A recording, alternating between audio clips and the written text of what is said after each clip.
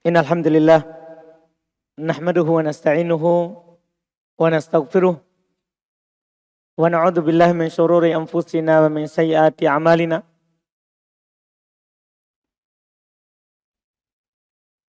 May yahdihillahu fala mudilla lahu wa may yudlil fala hadiya lahu.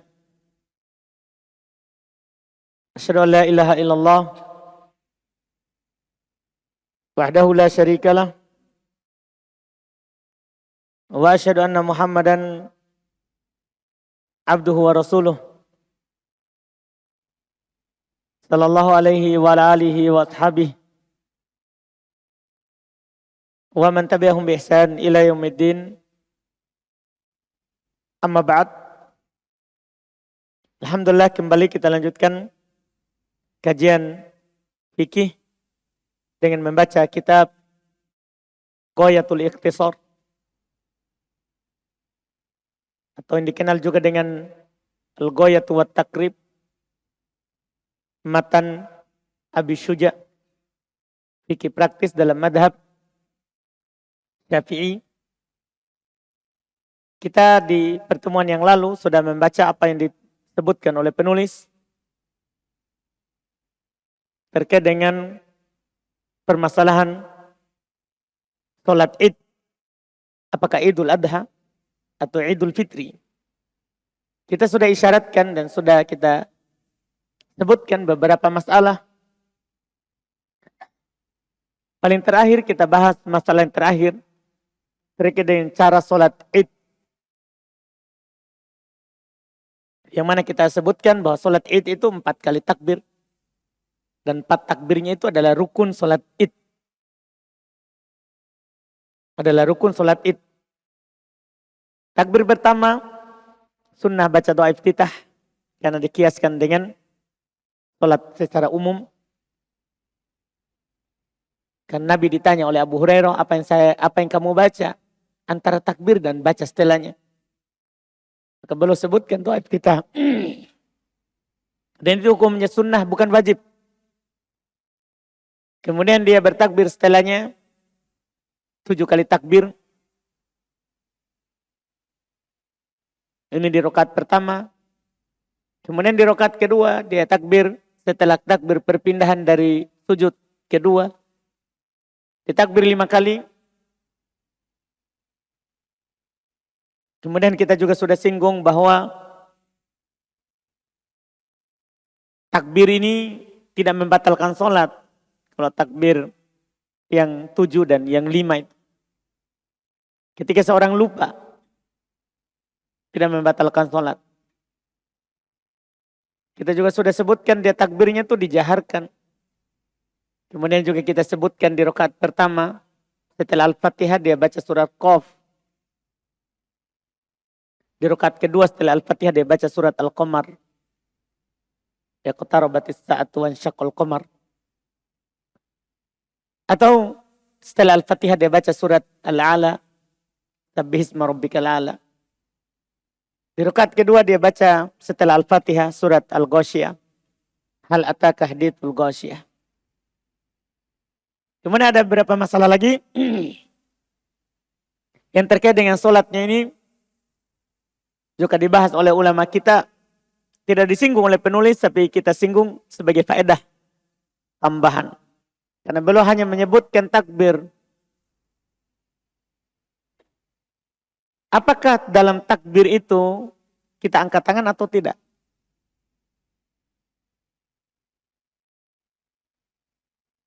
Pertama, takbir kan ada 2.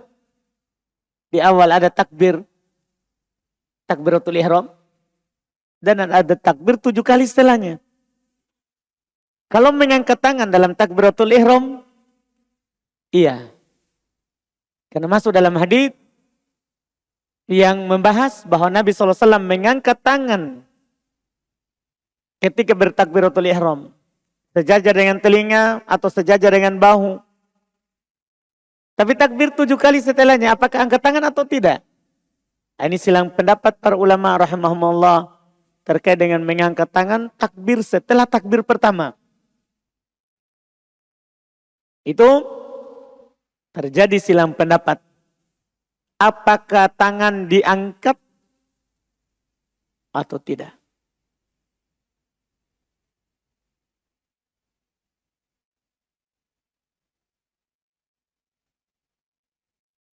Sebagian ulama seperti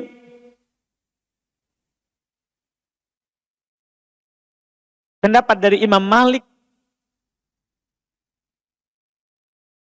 dan Sufyan Ats-Tsauri, demikian pula Abu Yusuf, temannya Abu Hanifah, dan Ibnu Hazm yang punya madhab Dhahiri, mereka katakan tidak disunnahkan angkat tangan selain takbir yang pertama. Apa dalil mereka? Kata mereka tidak ada dalil. Tidak ada penukilan dari Nabi SAW bahwasanya belum mengangkat tangan di takbir-takbir yang 7 kali itu, demikian pula nanti di rakaat yang kedua yang 5 kali. Tidak ada dinukil oleh Nabi SAW.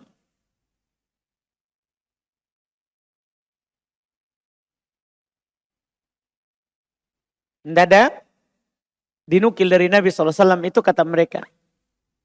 Sementara mayoritas ulama madhab seperti Imam Syafi'i dan ulama yang lain dari imam madhab, mayoritas berpendapat mengangkat tangan. Apa dalilnya? Memang tidak ada warid dari Nabi SAW, tapi dinukil katanya dari Ibnu Umar radhiyallahu ta'ala bahwasanya belum mengangkat tangan di takbir yang 7 itu dan yang 5. Sama juga dengan takbir jenazah. Kan mayoritas berpendapat diangkat. Dalilnya juga sama, Ibnu Umar. Dan menurut mayoritas pendapat sahabat itu adalah ucapan sahabat itu hujjah. Perbuatan sahabat itu hujjah. Bisa dipakai berdalil. Selama tidak ada sahabat lain yang menyelisihinya dan tidak ada dalil yang dia selisihi. Dalam hal ini Ibnu Umar tidak ada sahabat yang menyelisihinya. Tidak ada sahabat yang menyelisihinya. Maka itu adalah hujjah. Dan pendapat jumhur yang dipegang oleh Imam Syafi'i dan orang-orang Syafi'i ya, terkait dengan mengangkat tangan, itu yang kuatnya insya Allah. Walaupun tidak sah dari Nabi, tapi ini dari perbuatan sahabat. Dan tidak ada sahabat lain yang menyelisihinya. Walaupun kalau ada yang tidak mengangkat tangan, tidak diingkari. Ada orang sholat id, pertama Allahu Akbar, angkat tangan. Takbir kedua, 3, 4, 5, sampai 7, dia anda angkat tangan, tidak diingkari. Karena angkat tangan dalam sholat wajib, demikian pula dalam sholat id, hukumnya adalah sunnah. Bukan hal yang wajib atau membatalkan sholat. Semuanya begitu. Jangan di sholat sunnah. Di sholat wajib, sholat 5 waktu. Mengangkat tangan itu hukumnya sunnah. Dalam sholat wajib, yang wajib adalah bertakbir. Allahu Akbar. Angkat tangannya sunnah. Kalau ada sholat, orang sholat Allahu Akbar tidak angkat tangan langsung kanan di atas kiri. Tidak dosa. Tidak berdosa. Sholatnya tetap sah. Hanya saja yang berpendapat sunnah mengatakan tidak dapat pahala sunnah. Itu saja bedanya. Itu saja bedanya. Hal ini mayoritas berpendapat sunnah. Imam Malik yang menyelisih imam madhab yang lain. Berpendapat tidak sunnah karena tidak ada dalil. Kalau selain Imam Malik berpendapat hukumnya adalah sunnah. Karena dinukil dari Abdullah bin Umar belum angkat tangan. Belum angkat tangan dan itu adalah yang kuat. Ya, apalagi di masyarakat juga ya banyak angkat tangan dan memang itu merupakan pendapat mayoritas ulama. Merupakan pendapat mayoritas ulama.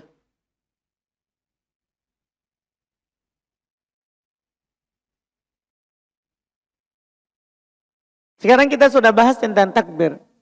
Ada satu juga pembahasan bagaimana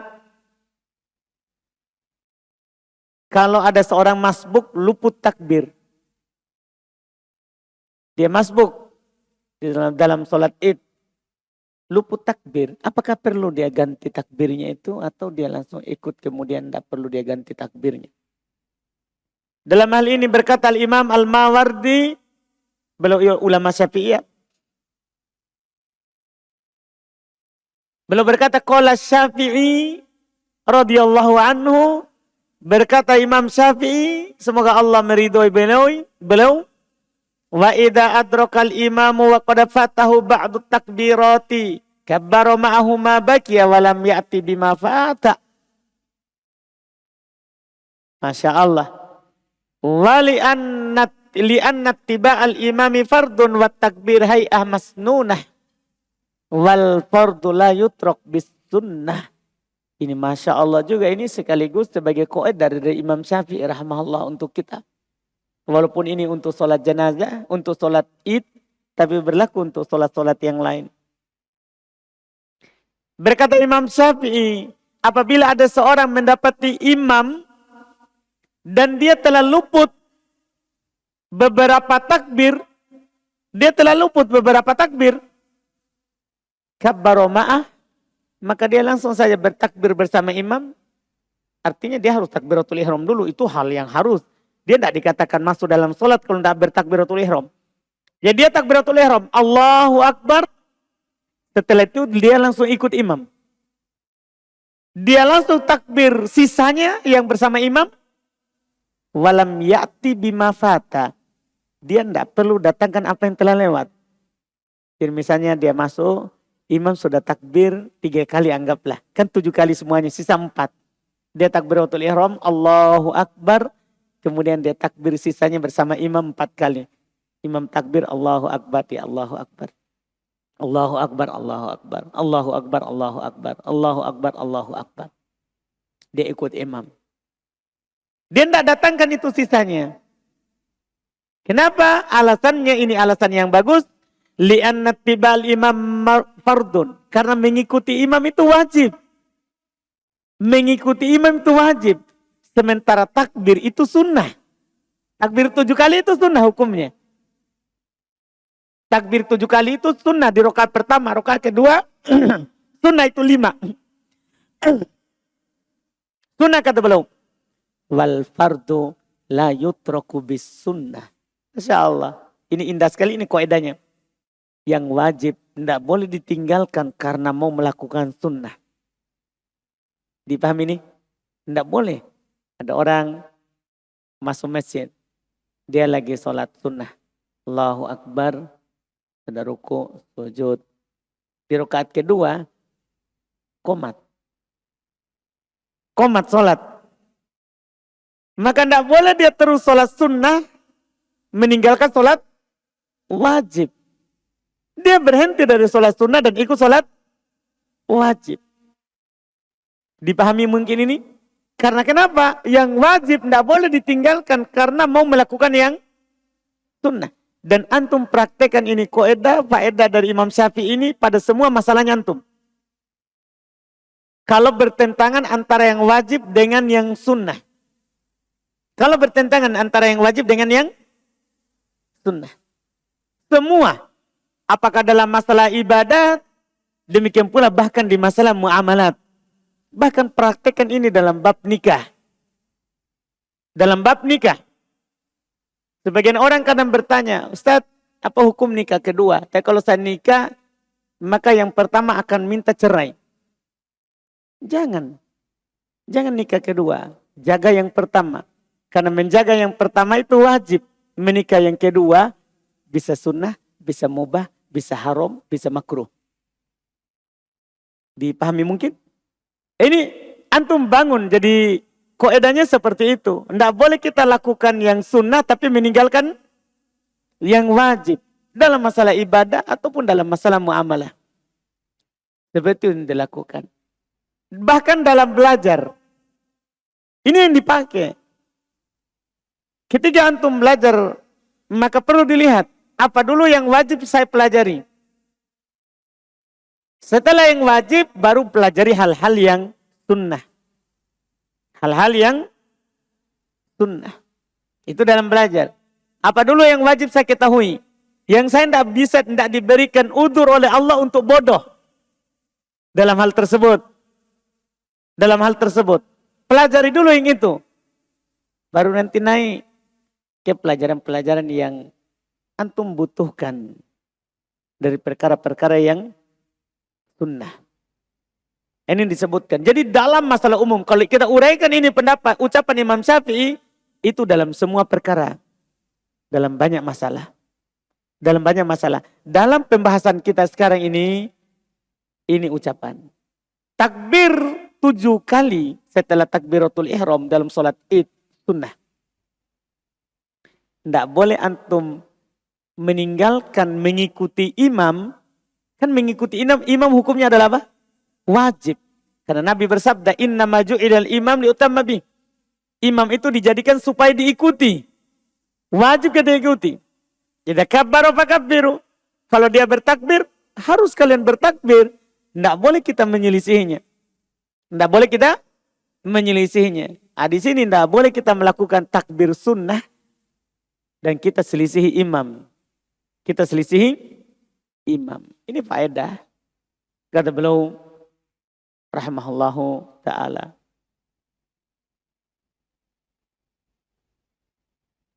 Demikian pula di rakaat yang kedua. Di rakaat yang kedua.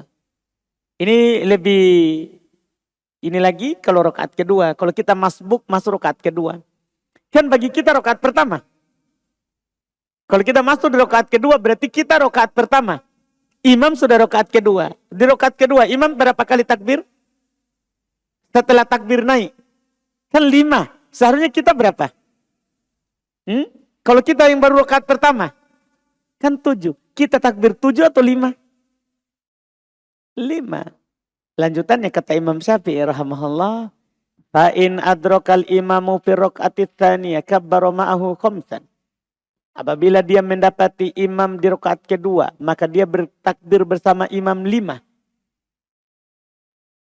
Dia bersama imam 5. Wa in kanat auliyatan. Walaupun dia dianggap itu rakaat pertama. Bagi dia. Kan dia baru masuk. Iya. Baru masuk. Li'annahu taba'al imam kabbaru khamsan. Karena li'annahu tabi'un al-imama fi kabbaru khamsan. Karena dia adalah pengikutnya imam, tabi'ul imami kabbaru khamsan. Kan dia pengikut imam, dia takbir 5. Dia takbir 5. Iya, ini yang belum katakan ini bagus bagi yang masbuk. Bagi yang masbuk. Karena kadang kita masbuk. Tidak bisa dihindari. Dan perlakukan seperti ini di sholat jenazah. Di sholat jenazah. Ini juga yang mereka katakan. Cuma di sholat jenazah itu tidak repot. Ya, lebih mudah dibandingkan dengan sholat id. Karena sholat jenazah kan takbirnya cuma 4. Takbirnya cuma 4. Dan tidak ada ruku dan sujudnya. Jadi lebih mudah dibandingkan dengan sholat id. Nanti kita akan bahas ketika beliau sampaikan masalah jenazah. Nah, sekarang masalah berikutnya. Yang juga penulis singgung. Kapan waktu sholat id? Kapan waktu sholat id? Apakah Idul Adha atau Idul Fitri?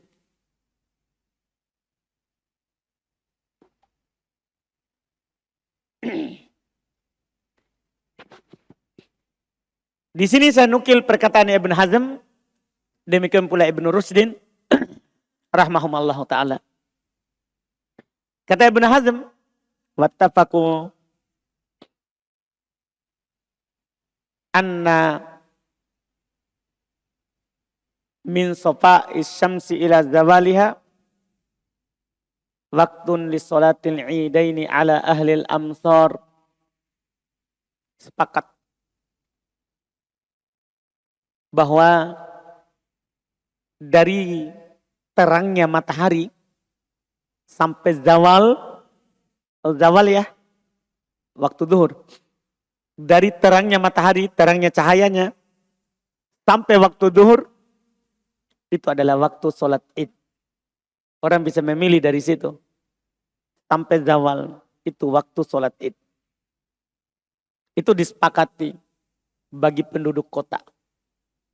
Penduduk satu daerah. Lebih rinci lagi yang dikatakan oleh Ibnu Rushdin. Belum berkata, kalau Ibnu Hazm kan mulai dari terangnya matahari. Maksudnya dari kapan terangnya matahari? Kalau Ibnu Rushdin belum berkata, wattafaqu ala anna waqtaha min syuruqis syamsi ila zawal. Sepakat bahwasannya waktunya sholat id dari syuruk asyams. Dari matahari syuruk. Syuruk itu dia sudah naik di atas permukaan laut setinggi tombak. Itu waktu syuruk. Ya, di arah timur. Ketika matahari sudah naik, maka disitulah waktu sholat id. Sampai kapan? Ilaz zawal, sampai matahari tergelincir. Jadi waktunya itu panjang. Waktu sholat id itu panjang. Ada awal waktu dan ada akhir waktu. Awal waktu mulai dari syuruk, akhir waktu ketika masuk waktu zuhur. Ketika masuk waktu zuhur.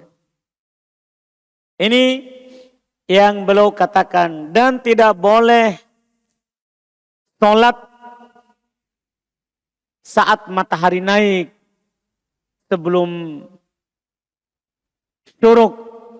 Ketika bulatan matahari lagi naik dari di atas permukaan laut, lagi naik atau lagi bertamu untuk naik, tidak boleh sholat di situ. Karena itu termasuk waktu terlarang untuk sholat. Termasuk waktu terlarang untuk sholat. Dalam hadits Uqbah bin Amir radhiyallahu taala anhu yang diriwayatkan oleh Imam Muslim rahimahullah, kata beliau, "Salatu sa'atin kana Rasulullah sallallahu alaihi wasallam yanhana an nusalliya fihin atau an naqbura fihinna mautana." Ada 3 waktu yang Rasulullah sallallahu alaihi wasallam melarang kami untuk sholat di situ dan untuk menguburkan orang-orang meninggal di antara kami di 3 waktu itu. Pertama, hina tatlu asyams bazighatan hatta tartafi.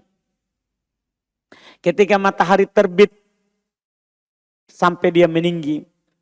Tadi sekadar 1 tombak. Wa hina yakumu qaimatud dhahira hatta tamila syams. Dan ketika matahari berada di atas kepala sampai dia condong. Sampai dia condong. Yaitu ketika zawal. Ya. Matahari sudah condong ke arah barat dan bayangan sudah ada sedikit ke arah timur. Bayangan sudah ada sedikit ke arah timur. Tidak boleh saat matahari di atas kepala. Wahina tatadayyab asyams lil ghurub hatta tagruba. Dan tidak boleh sholat serta tidak boleh menguburkan orang-orang meninggal di antara kita ketika matahari bertamu untuk terbenam sampai dia terbenam. Ini 3 waktu. Ya, termasuk di dalamnya di sini terkait dengan sholat id ketika matahari mau naik. Ketika matahari mau naik. Ini yang beliau katakan. Apalagi sebelum terbit matahari, tentunya tidak boleh lebih-lebih. Kan tidak boleh saat naik. Harus sudah tinggi di atas 1 tombak. Tidak boleh saat naik. Apalagi sebelum matahari naik. Sebelum matahari naik tidak boleh dilakukan sholat padanya. Qala Imam Syafi'i rahimahullahu ta'ala. Kan ini buku Syafi'iyah. Terkait dengan waktu sholat tidak boleh sebelum matahari naik. Qala Imam Syafi'i rahimahullahu ta'ala. Walau sholla qabla syamsi. Seandainya ada imam, ada seorang sholat sebelum matahari naik. Ada. Dia harus ulang. Li'annahu sholla qabla waqtil id. Karena dia sholat sebelum waktu id. Ini kata Imam Asy-Syafi'i rahimallahu ta'ala. Kata Al-Hafidh Ibnu Hajar. Beliau juga ulama Syafi'iyah. Qala Ibnu Battal. Berkata Ibnu Battal. Ajma'al fuqaha. Ala annal ida la tusalla qabla tulu'is syams wala inda tulu'iha Wa innama tajuzu inda jawazin nafilah. Kata Ibnu Battal, sepakat ahli fikih bahwasanya Id tidak boleh sholat sebelum matahari terbit. Tidak boleh pula ketika terbit. Tidak boleh sebelum terbit, tidak boleh ketika terbit. Tiada lain, boleh sholat Id ketika sudah boleh sholat sunnah. Kapan kita boleh sholat sunnah? Ketika syuruk. Yang disebut sholat syuruk, sholat duha.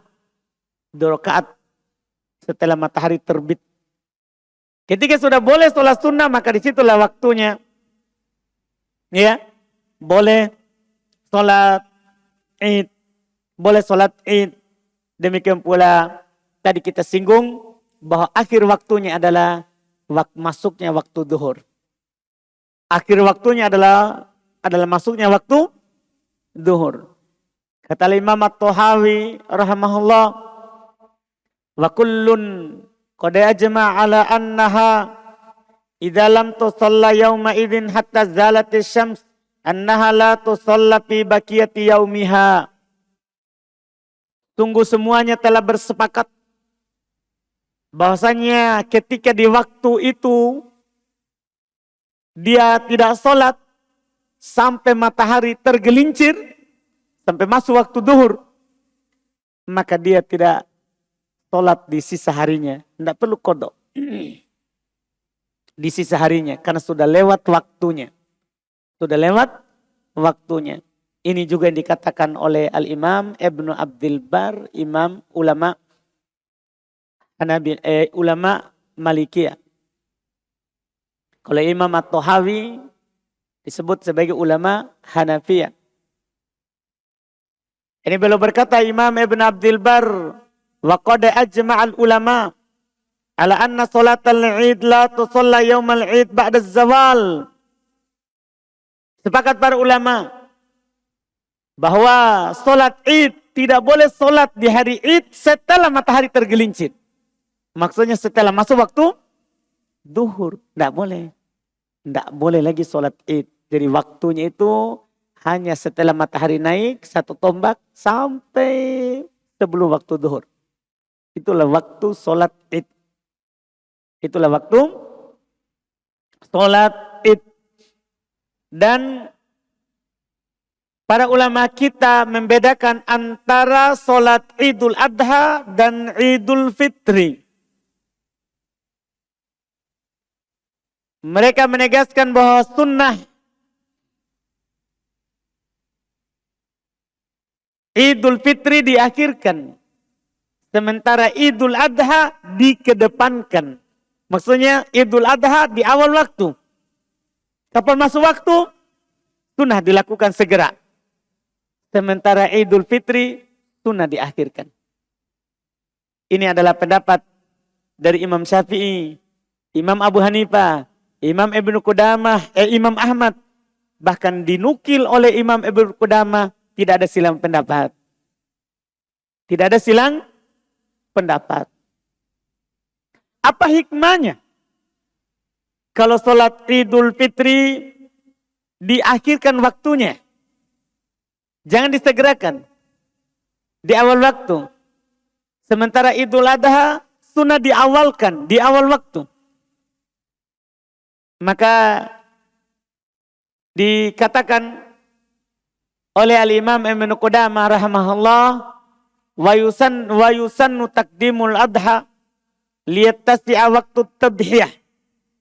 Disunahkan diawalkan Idul Adha supaya luas waktu berkurban. Orang segera memotong hewan kurbannya karena kurban itu akan boleh dilakukan kalau sudah orang sholat. Selama orang belum sholat tidak boleh berkurban. Jadi kalau diakhirkan sampai waktu sebelum duhur, berarti orang harus boleh kurban nanti setelahnya. Boleh berkurban nanti setelahnya. Karena kurban itu setelah sholat. Setelah sholat. Jadi supaya luas waktunya. Wa ta'khirul fitr liyattasi' waktu ikhrajis shadaqatil fitr. Adapun hikmah diakhirkan sunnah, diakhirkan Idul Fitri supaya masih luas orang-orang yang mau mengeluarkan zakat fitr. Karena waktu wajib mengeluarkan zakat fitri adalah sebelum imam keluar sholat id. Itu waktu wajibnya. Waktu boleh malam id. Boleh sehari sebelum id. Boleh sehari 2 hari sebelum id. Itu waktu boleh mengeluarkan zakat fitri. Tapi waktu wajibnya adalah setelah sholat subuh. Sebelum sholat id fitri. Itu waktu wajib mengeluarkan zakat fitri. Nah, supaya orang yang belum sempat keluarkan tadi bisa luas waktunya. Karena kalau kita cepat sholatnya, maka kasihan orang-orang yang telat atau terlambat mengeluarkan zakat fitr. Karena kalau dia keluarkan setelah sholat, maka itu terhitung sedekah biasa, bukan lagi zakat fitr. Ini hikmahnya disebutkan oleh para ulama kita.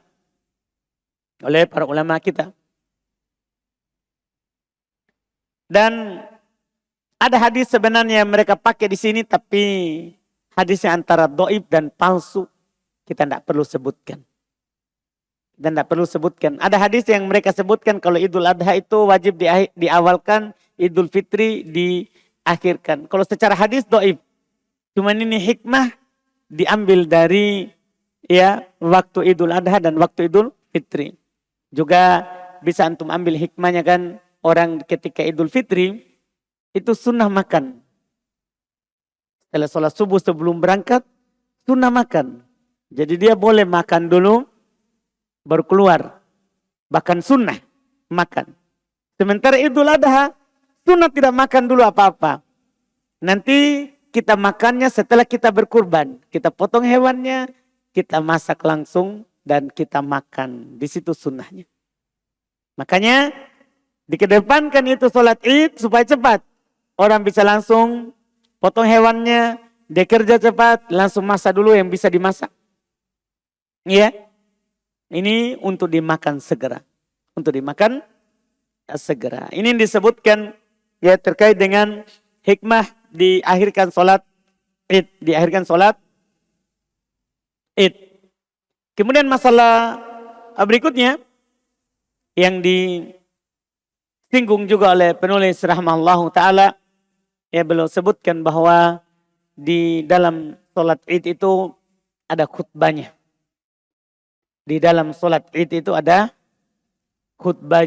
Dan beliau katakan bahwa khutbah di dalam sholat id itu setelah sholat. Khutbah itu setelah sholat. Beda dengan Jumat. Kalau Jumat khutbahnya sebelum sholat. Kalau id adalah setelah sholat. Itu bedanya. Kata Imam Ibn Abdul Bar rahimahullah. Amma taqdimus sholat qabla al-khutbah. Fil idaini fa'ala dhalika jama'atu ahli al-ilm. Wala khilafa fi dhalika baina fuqaha'il amsar min ahli ar-ra'yi wal hadith. Wa huwa sabitu an Rasulillah sallallahu alaihi wasallam wa ashabihi wat tabi'ina wa ala dhalika ulama'il muslimin. Masyaallah. Adapun mendahulukan solat sebelum khutbah dalam solat id, maka di atas hal itu adalah jamaah dari ahlul ilm. Tidak ada perselisihan hal tersebut antara fuqaha dari berbagai negeri, dari ahlul ra'i, orang-orang yang berpendapat dengan ra'i seperti orang-orang Hanafiyah, dan ahlul hadith yang berpendapat mengikuti hadith. Karena hal itulah yang telah tetap dari Rasulullah SAW, para sahabatnya, tabi'in yang mengikuti mereka, wa ala dzalika ulama'il muslimin, dan di atas hal itulah ulama kaum muslimin.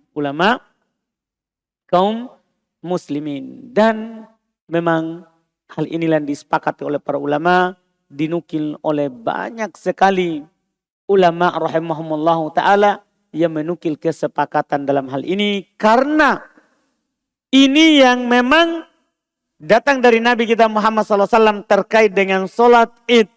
Karena kan pada asalnya itu bisa disamakan dengan sholat Jumat.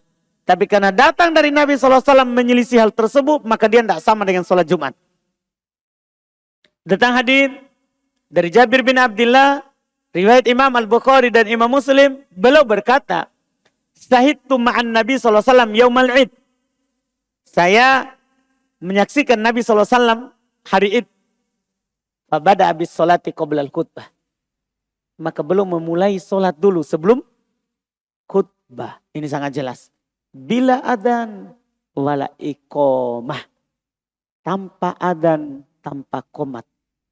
Maksudnya belum mulai sholat id, tidak adzan, tidak iqamat. Tsumma qama muttaki'an ala Bilal fa'amara bi taqwallahi wa hassa ala ta'atihi wa wa'adun nas wa dzakkarahum. Kemudian belum berdiri, bersandar kepada Bilal, maka belum mengajak orang untuk bertakwa kepada Allah. Mendorong mereka untuk melakukan ketaatan kepada Allah. Menasihati orang dan mengingatkan mereka. Ini maksudnya ceramah id, khutbah id. Khutbah id. Jadi ini dalil yang mereka pakai. Dalam kesepakatan ini riwayat Bukhari dan Muslim. Ini riwayat Imam Al-Bukhari dan Imam Muslim. Adapun hukum khutbahnya. Hukum sholat id kan sudah lewat pembahasannya. Sholat id itu adalah berselisih pendapat para ulama dan sudah kita bahas di pertemuan sebelumnya. Sekarang hukum khutbah di sholat id. Sekaligus hukum mendengarkan khutbah di sholat id. Ini tidak sama dengan Jumat.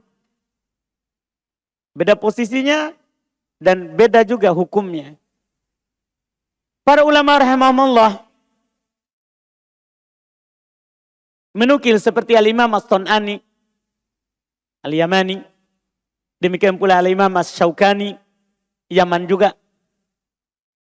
Mereka menukil bahwa tidak wajib khutbah dalam dua id. Hukumnya tidak sama dengan Jumat. Kalau Jumat, wajib khutbah. Kalau sholat id, Idul Adha dan Idul Fitri, hukum khutbahnya tidak wajib. Demikian pula, ya, mendengarkannya. Demikian pula, mendengarkannya. Mereka katakan tidak wajib mendengarkan kalau khutbah. Kan khutbahnya saja tidak wajib. Maka siapa yang keluar setelah sholat tanpa mendengarkan khutbah, sudah sah idnya. Beda kalau Jumat. Kalau Jumat dia harus dengarkan khutbah. Baru dia harus sholat Jumat. Kalau id berbeda. Kalau id itu hukumnya berbeda. Hukumnya tidak wajib khutbahnya dan tidak wajib mendengarkannya. Hukumnya adalah sunnah. Iya. Hukumnya adalah sunnah. Ini yang disebutkan walaupun kita berpaling, kita pergi dari musola, ketika imam pergi, itu lebih bagus. Untuk menjaga kebersamaan. Kan ini hari untuk menampakkan syiar. Maka kita pergi bersama-sama dan pulang juga bersama-sama, itu lebih menampakkan syiar Islam, itu lebih menampakkan syiar Islam. Ini yang dikatakan. Ya, apa dalilnya? Kenapa bisa kita katakan, ya, mereka bisa katakan ini hukumnya adalah tidak wajib. Mereka berdalil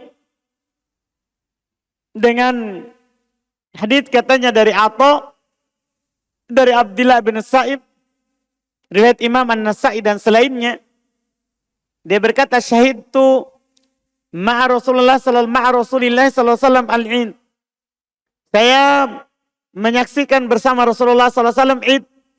Falamma qada shalah, tatkala selesai salat, inna naktub faman ahabba ayajlis lil khutbah falyajlis wa man ahabba ayadhhab falyadhhab. Setelah selesai sholat, kata Nabi SAW, kami akan khutbah. Maka siapa yang ingin duduk untuk mendengarkan khutbah, silakan dia duduk. Dan siapa yang ingin untuk pergi, silakan dia pergi. Ini riwayat Imam Abu Daud dan An-Nasai dan selainnya. Dan selainnya. Ini dengan berdasarkan hadis ini, berarti mendengarkan khutbah Id adalah tidak wajib. Karena Nabi bilang, siapa yang mau pergi silakan, dan siapa yang mau dengar, silakan. Walaupun hadis ini, sebagian ulama mengatakan ini adalah hadis yang mursal, ucapannya atau bukan dari ucapan Nabi Sallallahu Alaihi Wasallam. Itu yang mereka berdalilkan tentang hal tersebut. Karena tidak sama hukumnya dengan khutbah Jumat. Nah, setelah itu masih ada lagi beberapa terkait dengan khutbah. Kita ambil di pertemuan akan datang insya Allah. Ya, terkait dengan khutbah. Apa hukum berbicara ketika khutbah Id. Kemudian apakah khutbah Id itu 1 kali atau 2 kali? Apakah 1 kali atau 2 kali? Nah, ini kita ambil di pertemuan akan datang insya Allah. Ya, terkait dengan masalah khutbah. Kita adzan dulu. Kita masuk di pertanyaan di sini.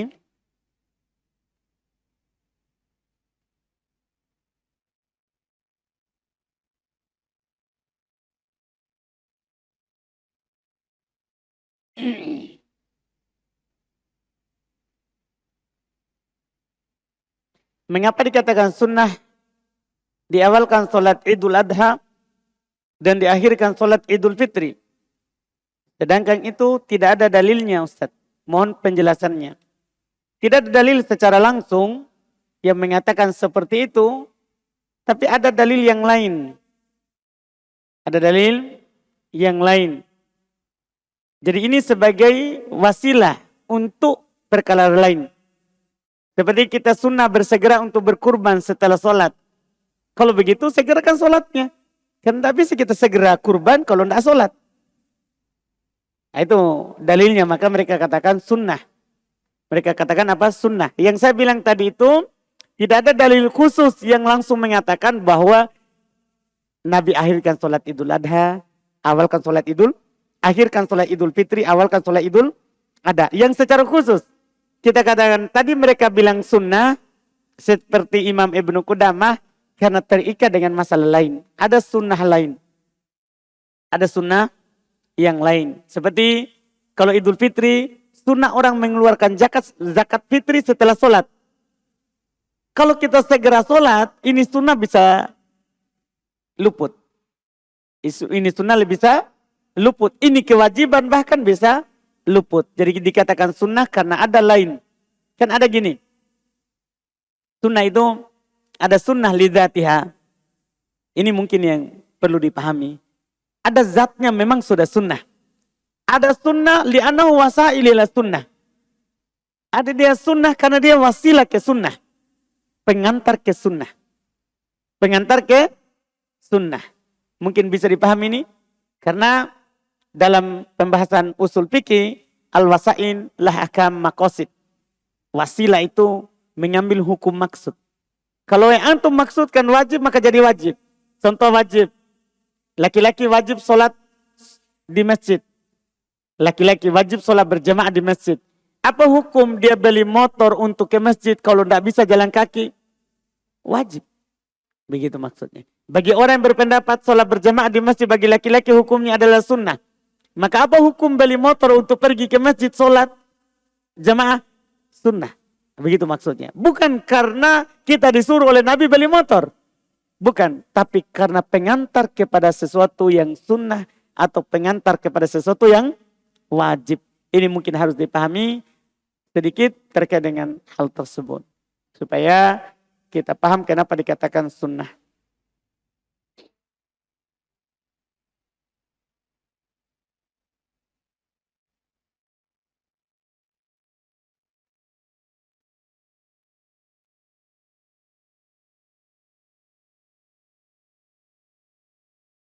Di waktu pandemi kami sholat Id di rumah.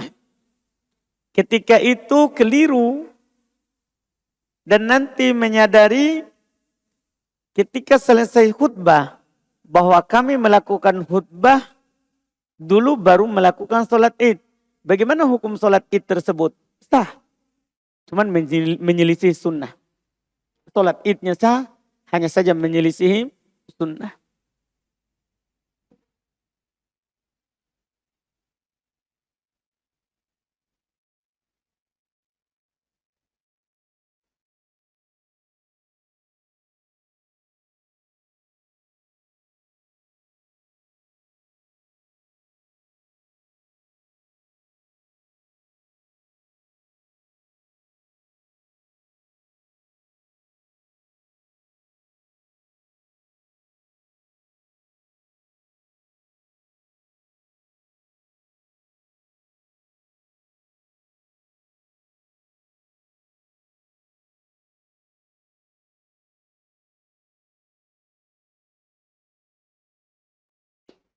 Di sini ada pertanyaan, saya lama karena saya baca dulu. Karena tulisannya lumayan. Bagaimana jika ada teman yang sering menceritakan kebaikan suaminya di depan para teman-temannya yang masih jomblo? Iya, ya apa maksudnya dia ceritakan? Dan apa yang dia ceritakan? Ya, apa yang dia ceritakan? Kalau kebaikan terkait dengan kebaikan agamanya, ya, bagus akhlaknya, dan tujuannya adalah untuk memberikan dorongan kepada teman-temannya supaya memilih juga suami yang punya agama, tidak ada masalah. Tidak ada masalah. Tapi kalau tujuannya adalah untuk ria, tidak boleh. Tidak boleh.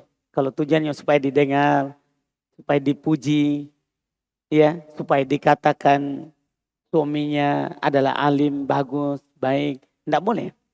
Itu tidak dibolehkan karena nanti akan masuk ke ria. Akan masuk ke ria. Jelas apa yang dimaksudkan itu mempengaruhi apa yang kita ceritakan.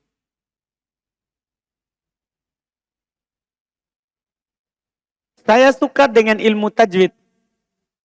Tapi saat ini saat saya berbicara atau membaca Al-Quran, lidah saya sakit. Dikarenakan posisi gigi geraham rusak dan menusuk lidah. Apakah saya bersabar saja atau pergi ke dokter gigi? Pergi ke dokter gigi. Iya. Iya. Masa kita siksa diri tak? Pergi ke dokter gigi. Iya, kata Nabi SAW, tadawu ibadallah. Berobatlah, wahai hamba-hamba Allah. Kalau ada sakit begitu, berobat. Berobat. Iya. Tempuh sebab. Iya. Terus katanya sini, karena yang saya tahu, kalau saya bersabar, bisa dapat pahala bahkan surga. Jika Allah menghendaki. Betul. Betul, kalau kita bersabar, kita akan mendapatkan surga. Kita akan mendapatkan surga. Tapi di samping lain kita disuruh berobat. Kalau itu sakit. Kita disuruh berobat kalau itu kita sakit. Dan membuat kita tidak sempurna mengucapkan lafaz Al-Quran. Membuat kita tidak sempurna mengucapkan lafaz Al-Quran. Kalau bisa tetap sempurna tanpa berobat, maka utama bersabar. Utama bersabar. Tapi membuat kita tidak sempurna membaca Al-Quran, maka utama berobat. Karena membaca Al-Quran dengan sempurna itu wajib. Itu adalah kewajiban. Maka kita berobat lebih utama. Beda kalau penyakitnya tidak ada pengaruhnya dengan baca Quran. Tidak ada pengaruhnya dengan baca Al-Quran. Maka kita bersabar lebih utama daripada kita ya melakukan apa yang disebutkan. Jika saya masbuk ketika imam sudah 4 rakaat dan saya baru 2 rakaat, ketika tasyahud akhir, apakah saya membaca bacaan tasyahud awal? Sedangkan imam tasyahud akhir, iya baca tasyahud awal. Walaupun imam sudah baca tasyahud akhir, kita kan tidak wajib ikuti bacaan tasyahud. Yang wajib kita ikuti adalah perkara-perkara yang zahir, yang bisa kita lihat, yang bisa kita dengar. Itu saja yang diikuti, yang bisa kita lihat dan bisa kita dengar. Kalau ruku-ruku, bangkit-bangkit, sujud-sujud, bangkit-bangkit, takbir-takbir. Itu yang disuruh di hadis. Idza qala ghairil maghdubi alaihim waladhdallin, katakan amin. Katakan amin. Itu yang disebutkan, wallahu alam.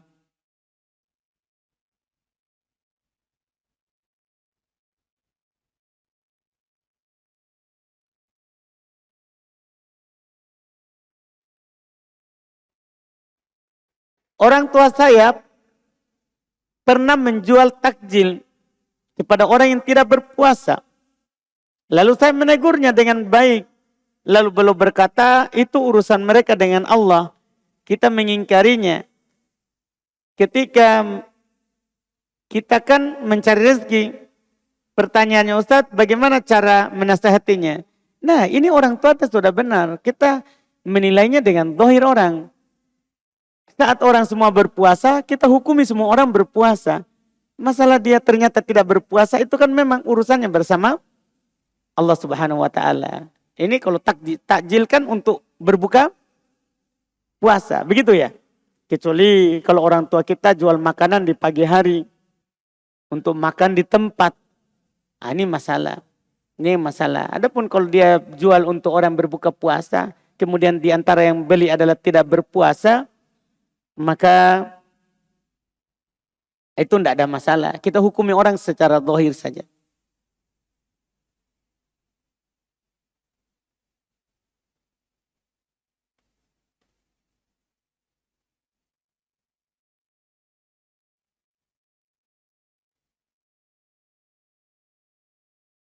Sini bismillah Ustadz, pekan lalu sempat dibahas bahwa makanan yang berasal dari bid'ah itu harus dibuang. Siapapun yang kasih. Tapi kalau makan yang misalnya dari ulang tahun, dalam kurung snack, kue ulang tahun, songkolo, dan lain-lain, apakah tetap tidak boleh dimakan walaupun niatnya agar tidak mubadir? Niatnya untuk tidak mubadir Ustadz, berhubung ada juga dalil yang dilarang mubadir. Kalau begitu, kalau ada ayam mati, tidak disembeli, ambil, makan.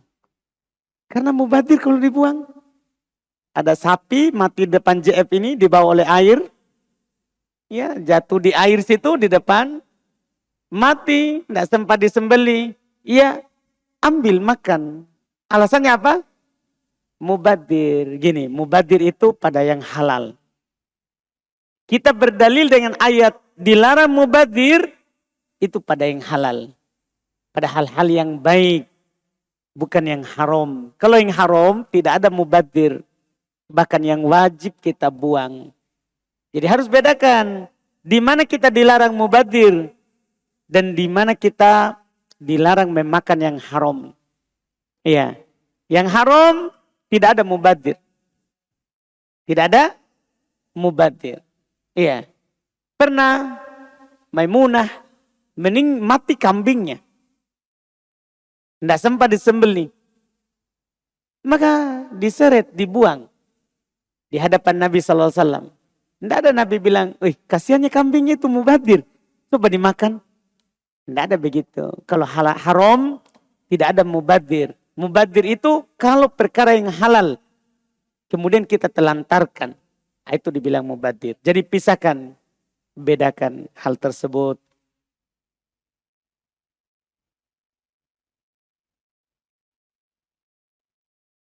Kemudian dibawa, Ustadz, besok pagi insya Allah seminar proposal Kak di kampus. Alhamdulillah, sudah maka minta doa sama kedua orang tuaku dan keluargaku. Bolehkah juga minta doa sama kita Ustadz? Dan saudara-saudariku yang sekarang ada di sini agar dimudahkan dilancarkan lidah dan rezeki. Apa ini pikiranku pada saat bicara dan pada saat menjawab pertanyaan-pertanyaan pengujiku besok? Boleh saja, alhamdulillah. Semoga dilancarkan besok.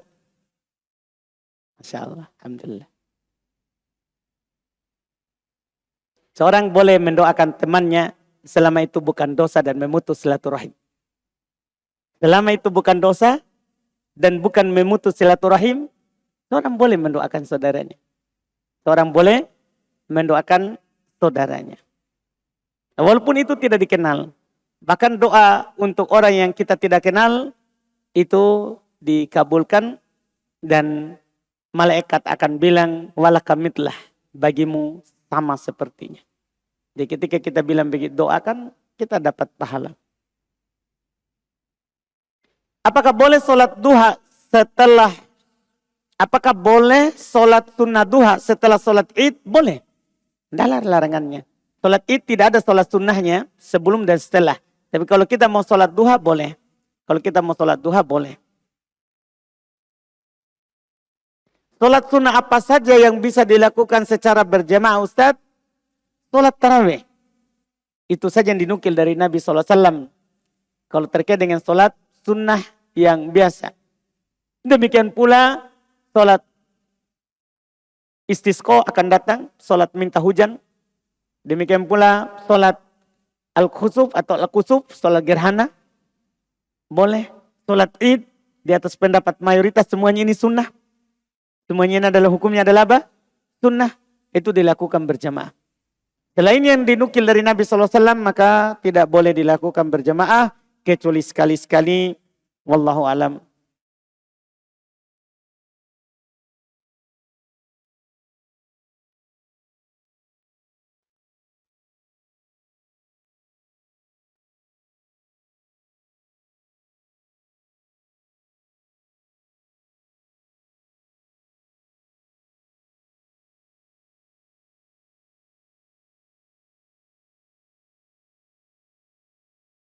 Ini pertanyaan juga tadi tulisannya saya kurang ini membacanya.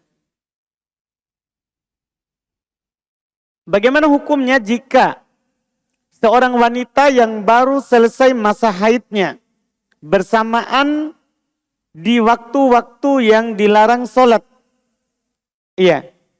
Misalnya seperti apa misalnya?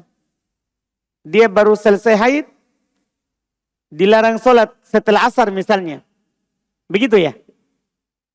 Maka dia wajib mandi, ini masih ada waktu asar.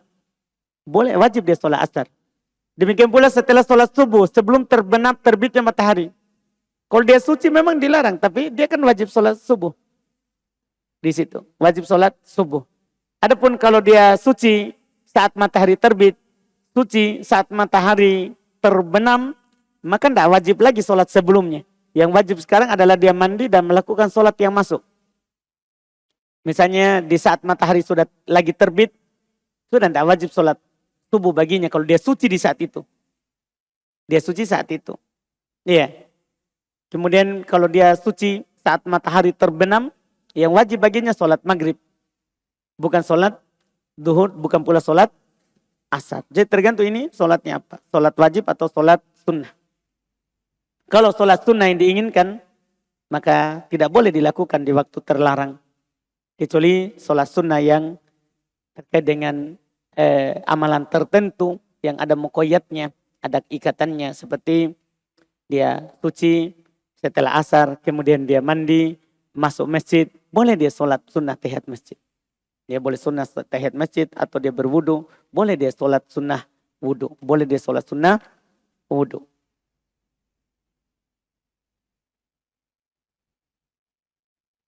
Bismillah Ustadz, Anda ingin bertanya bagaimana hukum vape, rokok elektrik.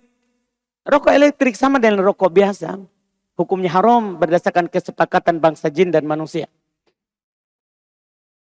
Ya. Rokok itu haram, kesepakatan ahli fikih dan ahli kesehatan.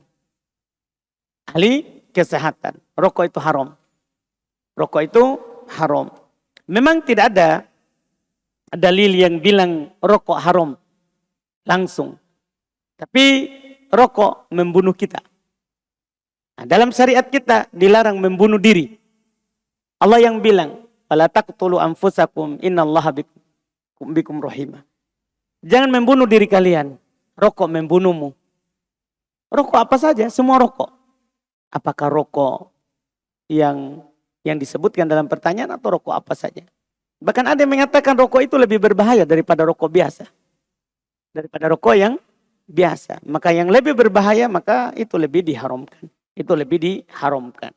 Jelas rokok tidak ada silang pendapat bahwa itu haram. Bahwa itu adalah haram.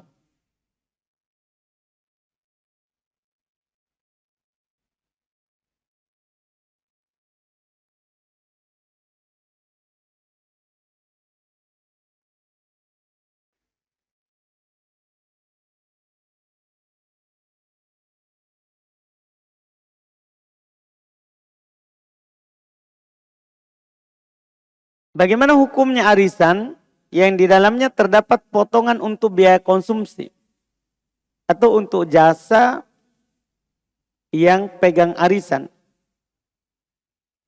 Kalau yang pegang tidak ikut berarisan, kemudian dipotong untuk jasanya, tidak ada masalah. Tapi kalau dia ada juga arisan, ini bisa masuk, ya ada tambahan dari pinjaman yang dia berikan. Yang dia berikan. Nah, itu agak berbahaya dalam masalah itu, paling sedikitnya syubhat. Itu ditinggalkan. Adapun untuk biaya makan, tidak ada masalah kalau itu adalah berdasarkan kesepakatan yang disepakati. Apabila kita masbuk dan mendapatkan rakaat kedua, apakah setelah salam kita sempurnakan sholat kita yang tertinggal dengan 7 takbir atau cukup dengan 5 takbir atau tidak takbir sama sekali? Itu tadi ya di masalah sholat id. Maka kita katakan kalau kita masbuk dan bangkit rakaat kedua, kita takbir ke-5 saja. Karena yang tadi ikut itu kita dianggap pertama. Yang kita ikut itu dianggap pertama. Jadi kita masbuk berdiri untuk kedua, itu kita dihitung rakaat kedua. Maka takbir 5 kali. Bukan 7. Takbir 5 kali, bukan 7.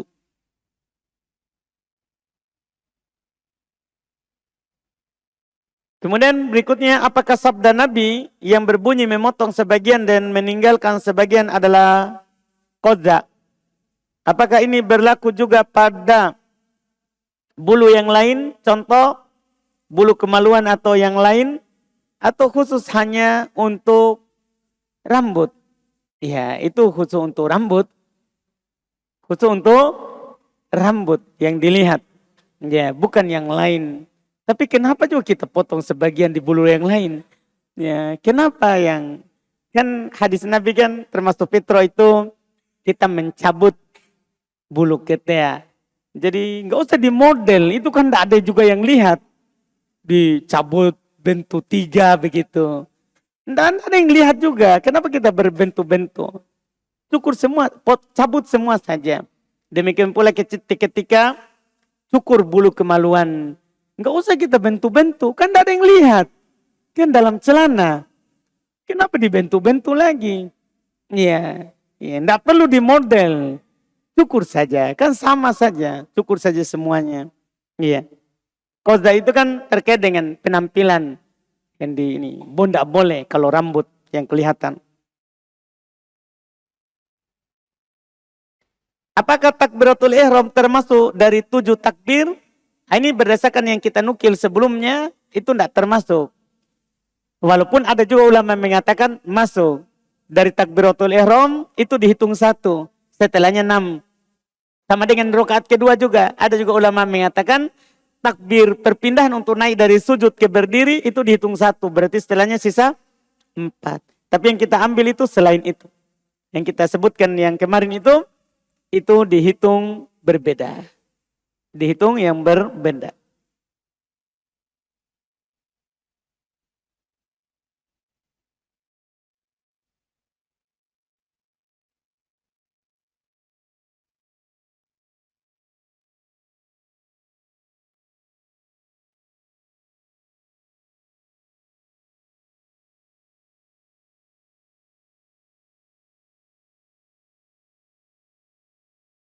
Mohon jelaskan sisi pendalilannya jika hari Id bertepatan dengan hari Jumat, maka boleh tidak ikut Jumat. Dan apakah ada perselisihan hal ini di kalangan para ulama? Ya, para ulama membahas rahimahumullah ta'ala dalam hal tersebut, yaitu dibolehkan karena hari Jumat dan Id itu kan sama-sama hari raya. Ketika kita sudah berhari raya paginya, maka boleh kita tidak berhari raya siangnya. Kan Jumat termasuk hari raya. Karena hari raya Islam itu sudah kita sebutkan sebelumnya. Ada Id, ada Jumat. Ada Jumat. Ya, itu sudah kita sebutkan. Di sebelumnya. Makanya dengan itu, kita boleh tidak melakukan yang kedua. Boleh. Dan tidak wajib hukumnya. Maksudnya boleh kita pergi sholat Jumat. Boleh kita sebut. Itu disebutkan ilahnya. Di antara juga yang pernah saya dapatkan pembahasan ulama kita, sebabnya adalah karena kita setelah itu sibuk. Kalau Idul Adha kita sibuk kurban. Ya, kalau Idul Fitri kita sibuk berkunjung. Sibuk berkunjung, bertamu, menerima tamu. Itu karena tersebut maka diringankan untuk tidak melakukan sholat Jumat, dia sholat duhur.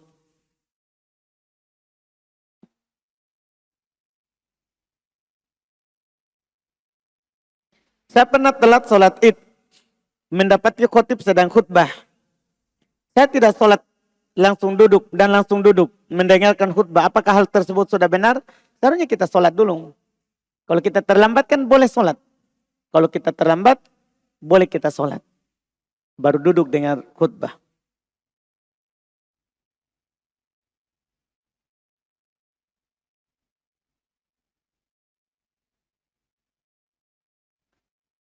Di sini katanya, mohon dijelaskan ulang tentang dalil 7 kali takbir dan 5 kali di rakaat pertama dan kedua. Karena ada sebuah kelompok yang mengingkari hal tersebut dengan alasan dalilnya lemah terkait dengan takbir.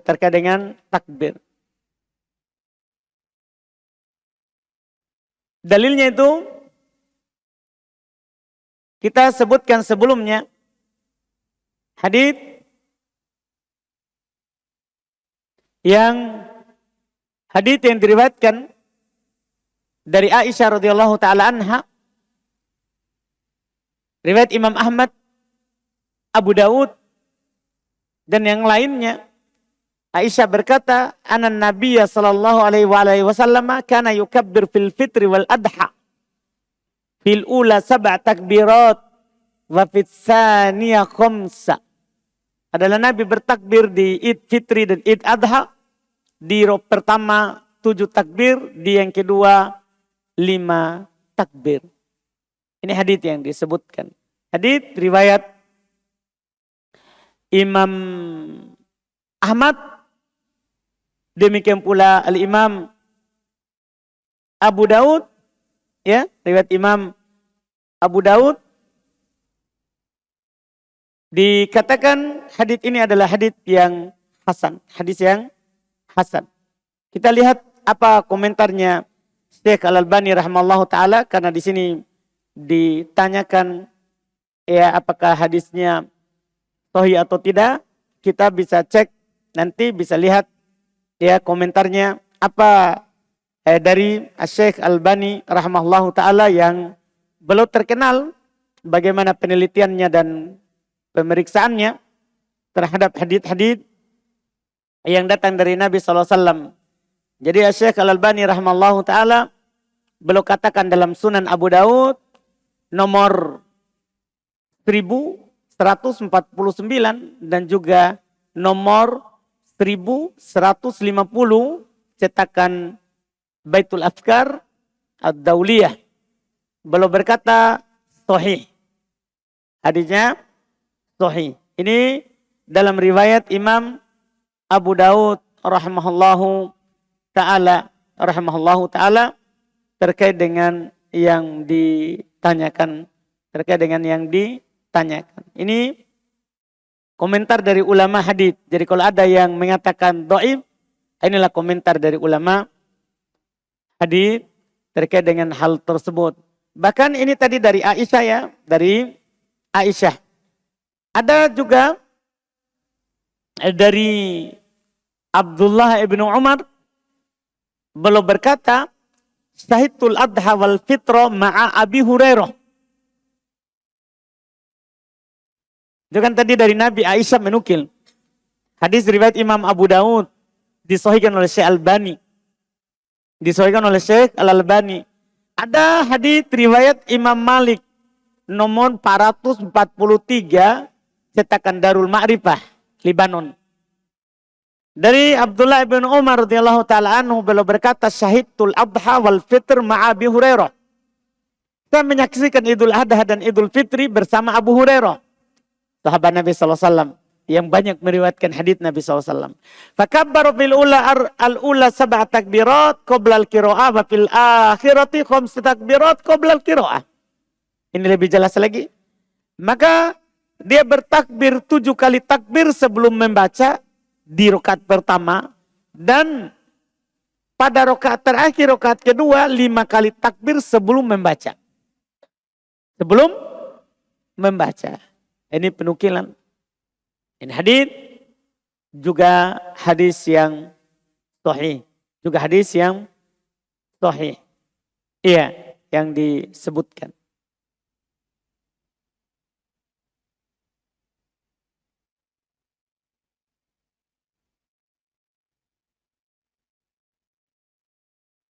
Baik, ini yang ditanyakan tadi.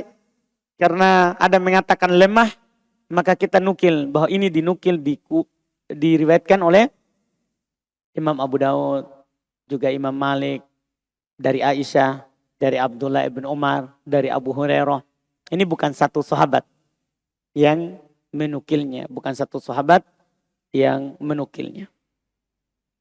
Kalau ada kelompok yang mengatakan lemah, maka dia tegakkan hujahnya. Kenapa lemah? Kenapa lemah? Dan ini hadis diriwayatkan dengan sanadnya dari Aisyah radhiyallahu taala anha, dari Aisyah radhiyallahu taala anha. Baik, kita cukupkan, alhamdulillah, pertemuan kita di malam hari ini. Mudah-mudahan bermanfaat. Insyaallah kita lanjutkan di pertemuan akan datang. Ini Id masih panjang ya pembahasannya, karena banyak masalah. Masih banyak masalah. Nanti setelah sholat masih ada lagi khutbah, setelah khutbah yang kita ambil masih ada lagi masalah takbirnya. Setelah sholat Id, ya, takbir-takbirnya. Jadi masih banyak yang mau kita ambil, kita bahas. Subhanallah, hamdik. Asyhadu an la ilaha illa anta astaghfiruka wa atubu ilaik. Assalamualaikum warahmatullahi wabarakatuh.